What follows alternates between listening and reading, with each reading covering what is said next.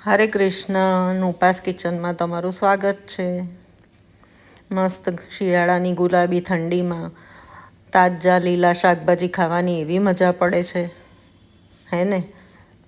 તો ચાલો આજે વેંગણનું ભરતું બનાવીએ. અમારા સાઉથ ગુજરાતમાં રીંગણને વેંગણ કહે. તો મેં સરસ લીલા તાજા 2 ભૂટ્ટા લીધા છે. તેને સરસ ધોઈ અને એક ડીશમાં ટ્રાન્સફર કરી લીધા છે. હવે તેને તેલ લગાવી અને ગ્રીસ કરી લઈશું. આ લગભગ 500 ગ્રામ જેવા ભૂટ્ટા છે વજનમાં. અને હવે ગેસ પર જાળી મૂકી અને તેને લો ટુ મીડિયમ ફ્લેમ પર આપણે ભૂટ્ટાને શેકી લઈશું. તેને ચપ્પુથી આ રીતે તેમાં કાણા પાડી લઈશું, જેથી અંદર સુધી સરસ રીતે શેકાઈ જાય અને રીંગણ ફાટે નહીં. તેને માટે આ ચપ્પુથી કાણા કરી લઈશું આપણે. હવે તેમાં ઉપયોગમાં લેવાતી લીલી ડુંગળી સમારી લઈશું આપણે. આ લીલી ડુંગળી આ ભરતામાં એટલી સરસ લાગે છે. તેનો ક્રંચ આવે ને, બહુ એને કૂક નહીં કરવાની, તેનો ક્રંચ આવે ખાવામાં તો ખૂબ મજા આવે છે. તો આ રીતે મેં ધોઈને કોરી કરેલી લીલી ડુંગળી સમારી લીધી છે. અત્યારે શિયાળામાં લીલી ડુંગળી મળતી હોય છે તો તેનો ઉપયોગ કરી લેવો, નહીંતર તમારી પાસે ન હોય તો સાદી આપણી સૂકી ડુંગળી પણ ચાલશે. ડુંગળી સમારીને મેં એક ચાણીમાં ટ્રાન્સફર કરી લીધી છે. હવે તેમાં વપરાતું લીલું લસણ અને ઘણી બધી કોથમીર પણ મેં ઝીણી સમારી લીધી છે. તેમાં 10થી 12 કળી સૂકું લસણ પણ ઉમેર્યું છે મેં. તેને છોલી અને થોડું મીઠું ઉમેરી અને આપણે વાટી લઈશું. આ રીતે વેલણથી વાટી લેશો ને થોડું મીઠું ઉમેરીને તો ઇઝીલી સરસ વટાઈ જાય છે. લસણની પેસ્ટ થોડીક જોઈતી હોય તો હાથ વગી તરત જ તૈયાર થઈ જાય છે.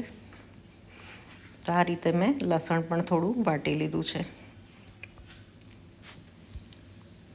તમે કઈ રીતે ભરતું બનાવો છો તેની રેસીપી મને કમેન્ટમાં જરૂરથી લખજો.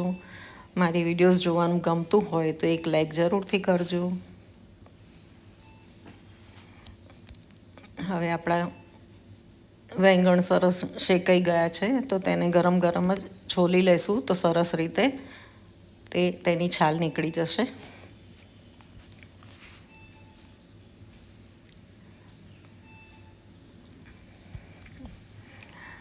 તમે મારી ચેનલ સબસ્ક્રાઈબ ન કરી હોય, ભૂલી ગયા હોય તો જલ્દીથી કરી દેજો અને બેલ આઇકન પ્રેસ કરવાનું ભૂલતા નહીં, જેથી આવી ટ્રેડિશનલ અને અવનવી વાનગીઓનું નોટિફિકેશન મળતું રહે. જો રીંગણ છોલાઈ ગયા પછી આ રીતે મેં તેને મેશ કરી લીધા છે.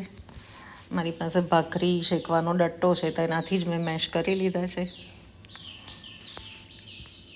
હવે ગેસ પર સ્લો ટુ મીડિયમ ફ્લેમ પર 1 ચમચો તેલ ઉમેરી તેમાં જીરું અને હિંગ ઉમેરી અને આપણું વઘારનું જીરું કકડે એટલે તેમાં થોડાક કાચા શિંગદાણા ઉમેર્યા છે.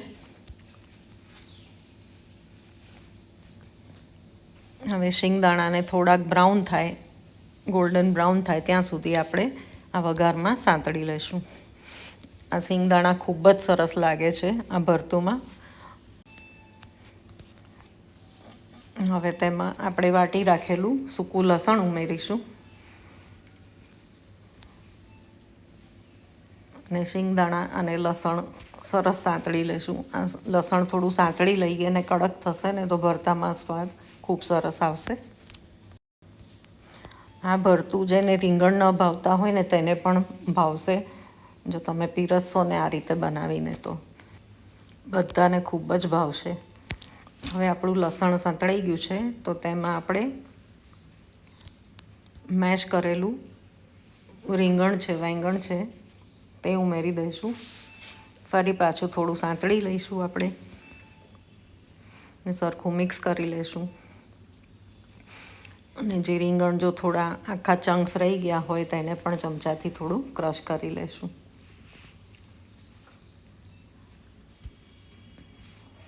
ત્યારબાદ તેમાં 1 ચમચી મેં લીલા આદુ મરચાંની પેસ્ટ ઉમેરી છે.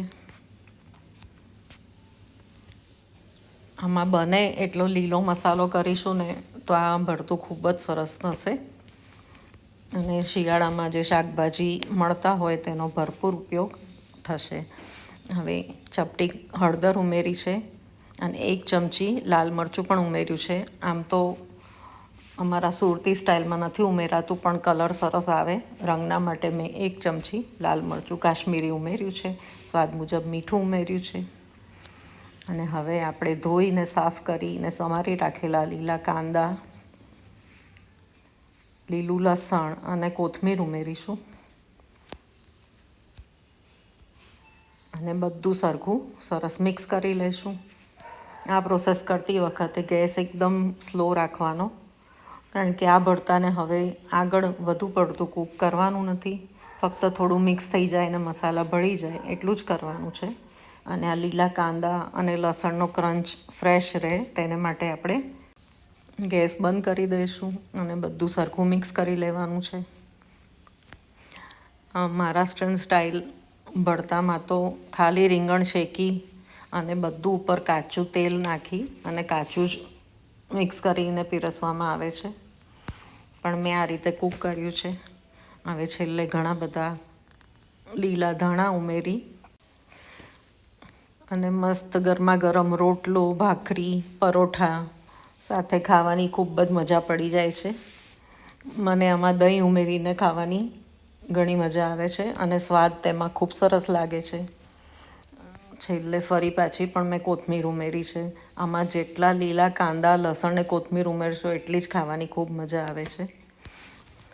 તો ચાલો ફરી મળીશું આવી જ ટ્રેડિશનલ અને અવનવી રેસિપી સાથે. ત્યાં સુધી keep watching. Thank you for watching. ધ્યાન રાખજો તમારું. આવજો.